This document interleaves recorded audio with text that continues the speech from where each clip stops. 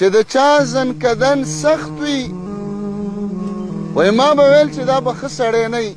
موږ او تاسو کې هم دا مشهوره ده وایي پلانکي نه سا زر نه وتله. دا خبره موږ داسې کوو یاره پلانکی زر نه مړ کېده داسې بدعمله به و سات یې زر نه وتله پروت و په میاشتو میاشتو. زنکدن چې د چا وګدي خلک وایي چې دا به ښه سړی نه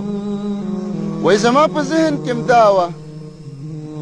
خو د الله د نبي علیه الصلاة والسلام وفات چې ما ولیده زنکدن چې ما ولیده او په هغه سختي چې ما ولیدله چې د یوې بړستنې په ځای باندې دوه بړستنې به پرې موږ اچولې څلورو صحابه کرامو به نیولې وو او بیا به بدن مبارک خوځېده او په تندي مبارک باندې به خوله راتلله او مخې ته په پیاله کې اوبه پرتې وې او ویلې به په دې تندي باندې به راښکلې لاس به پکې کتک او به ویلې ان للموت سکرات الا ان للموت سکرات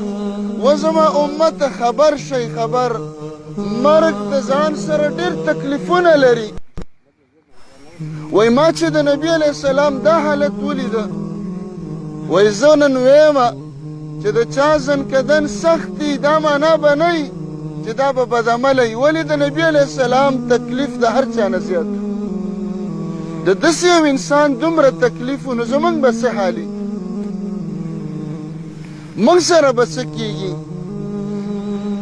موږ به د الله رب العالمین مخې ته په کوم حالت کې ورځو. زما معززو دې مقام ته چې موږ او تاسو راځو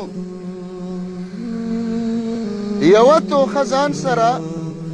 عظیمه توخه بهترینه توخه د قبر